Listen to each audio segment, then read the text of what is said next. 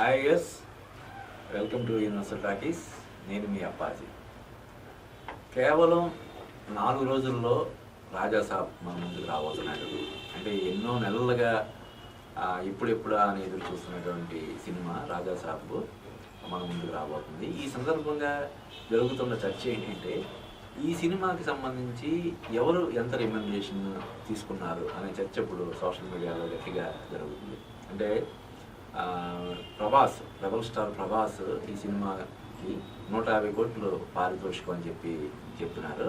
అది కాకుండా మళ్ళీ లాభాల్లో వాటా కూడా ఆయనకి ఇవ్వబోతున్నారు అనేది ఒకటి జరుగుతుంది. ఇంకోవైపు ఈ సినిమాకి బడ్జెట్ కొంచెం ఎక్కువైన కారణంగా తను తీసుకోవాల్సి ఉన్నటువంటి 150 కోట్ల రెమ్యునరేషన్లో 50 కోట్లు అంటే తర్వాత సినిమా రేపు విడుదలయ్యి లాభాలు వచ్చిన తర్వాత తీసుకునేలాగా ప్రభాస్ ముందుకు వచ్చి, అంటే ఒక రకంగా అంటే ప్రభాస్ ఎప్పుడు కూడా రెమ్యునరేషన్ విషయంలో ఆయన మరీ అంటే నాకు ఇచ్చిన తర్వాతే మీరు సినిమా రిలీజ్ చేసుకోండి అనే ధోరణి ఆయన ఎప్పుడూ కూడా ప్రదర్శించలేదు. ఆయననే కాదు, జనరల్గా మన తెలుగు హీరోలు ఎవరు కూడా అటువంటి ఇది పంతాలకి పోయి సినిమానికి హాని కలిగించే ప్రయత్నం కానీ అసలు ఆ ఉద్దేశం కానీ ఎప్పుడు కూడా తలపెట్టరు.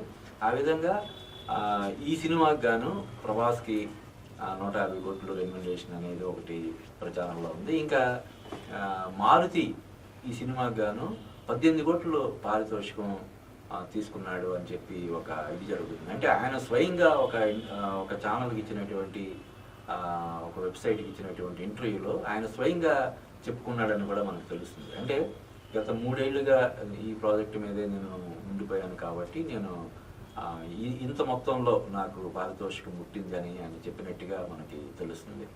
ఈ నేపథ్యంలో ఇంకా మిగతా వాళ్ళు తమన్కి అంతకుముందు మన బాలయ్య సినిమా అఖండ 2 కూడా 8 కోట్లు పారితోషికం ముట్టిందని చెప్పి పారితోషికం ఇచ్చారని చెప్పి ప్రచారం జరిగింది. ఇప్పుడు అంతే మొత్తంలో ఈ సినిమాకి గాను తమన్కు కూడా రెమ్యునరేషన్ అని చెప్తున్నారు.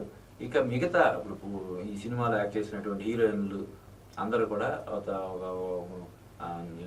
రిద్ధి కావచ్చు, నిధి అగర్వాల్ కావచ్చు, మాలవిక మోహనన్, వీళ్ళకు కూడా 1.5-2 కోట్లు అలాగా భారీ మొత్తంలో వాళ్ళకు కూడా పారితోషికాలు. ఇక ప్రభాస్ తర్వాత మన దర్శకుడు మారుతి తర్వాత ఈ సినిమాకి అత్యధిక పారితోషికం తీసుకున్నటువంటి మరో స్టార్ ఎవరంటే సంజయ్ దత్.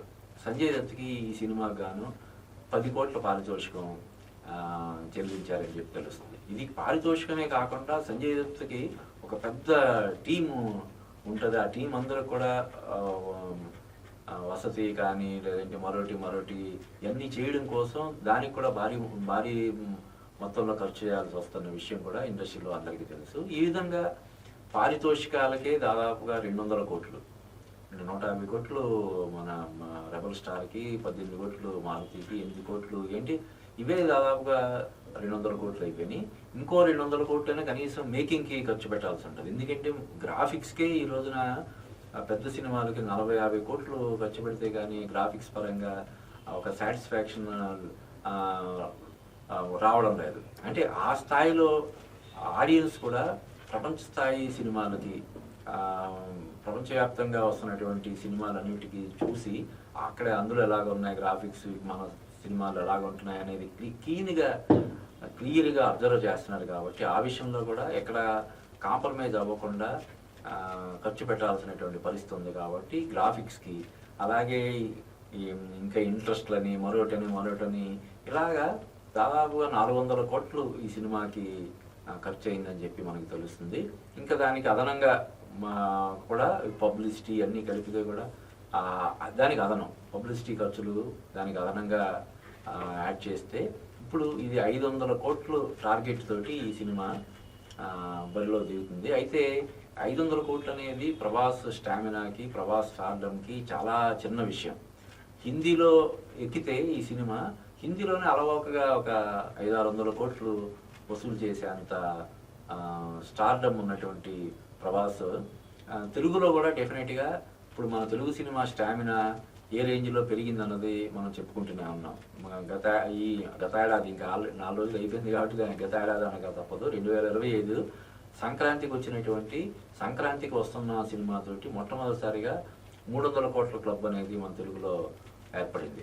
ఆ తర్వాత దాన్ని మించి ఓజీ 320-330 కోట్లు కలెక్ట్ చేసిందని చెప్పి మనం చెప్పుకున్నాం.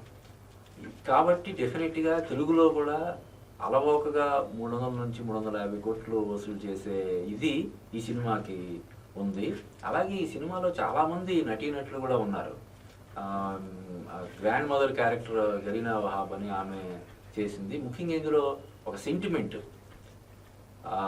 గ్రాండ్ మదర్కి గ్రాండ్ సన్కి మధ్య ఉండే ఒక సెంటిమెంట్, ఫాదర్కి సన్కి మధ్య ఉండే ఒక రిలేషన్, ఒక ఎమోషను, ఇలాగ రకరకాల ఎమోషన్స్ అన్నీ ఇందులో ఉన్నాయి. యాక్షన్ ఉంది, కామెడీ ఉంది, సెంటిమెంట్ ఉంది, ఇలాగా గ్రాఫిక్స్ విపరీతంగా అనేటువంటి ఇది కనిపిస్తున్నాయి మనకి అందులో. అంటే ఆ బ్యూటీ, గ్రాఫిక్స్ తాలూకు బ్యూటీ మనకు కనిపిస్తుంది.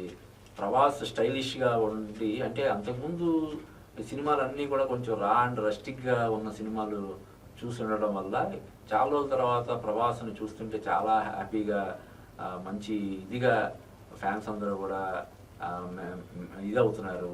కాబట్టి ఇన్ని ప్రత్యేకతలు కలిగినటువంటి రాజా సాబ్ సినిమా ప్రభాస్ కెరీర్లో ఒక బిగ్గెస్ట్ బ్లాక్ బస్టర్గా నిలిచే అవకాశం ఉందనేది ప్రస్తుతానికి అంచనాలు ఉన్నాయి. అంటే ఒక 2-3 రోజుల్లోనే ప్రీమియర్స్ కూడా స్టార్ట్ అయిపోతాయి. కాబట్టి డెఫినెట్గా అంటే 9వ తారీఖు రిలీజ్ అంటే 8వ తారీఖు సాయంత్రం నుంచే ప్రీమియర్స్ స్టార్ట్ అవుతాయి. కాబట్టి ప్రీమియర్స్ తోటి మొదలయ్యే ఈ ప్రపంచవ్యాప్తంగా మన ప్రభాస్కి ప్రపంచవ్యాప్తంగా ఫ్యాన్స్ ఉన్న విషయం కూడా మనకు తెలుసు. ఈవెన్ జపాన్లో కూడా ప్రభాస్కి ఫ్యాన్స్ ఉన్నారు. బాహుబలి సినిమా తర్వాత నుంచి ప్రభాస్ సినిమాలన్నీ కూడా వేరే చాలా చాలా దేశాల్లో కూడా రిలీజ్ చేస్తున్నారు. అక్కడ కూడా ఆదరణ పొందుతున్నాయి. కాబట్టి ఈ సినిమా అంటే సరే ఆర్టిస్టులు సంజయ్ దత్ కంటే ఈ సినిమా దీంతో సంబంధం లేకుండా ఆయన అడిగినంత ఇస్తారు. ఎందుకంటే బాలీవుడ్లో అతను ఒకప్పుడు ఒక హీరోగా వెలిగినటువంటిది కాదు.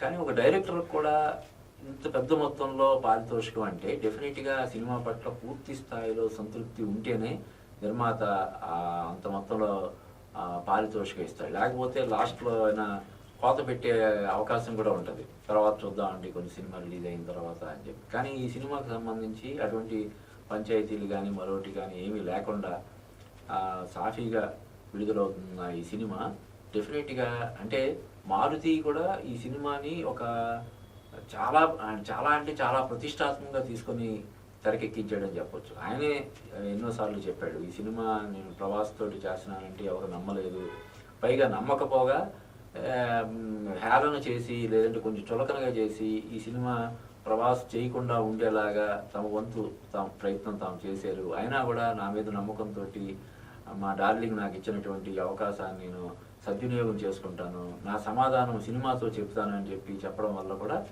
ఈ సినిమా పట్ల అంచనాలు విపరీతంగా పెరిగాయి. ఆ పెరిగిన అంచనాలన్నింటినీ అందుకునేలాగా ఈ సినిమా ఉంటుందని చెప్పి మనం ఆశిద్దాం.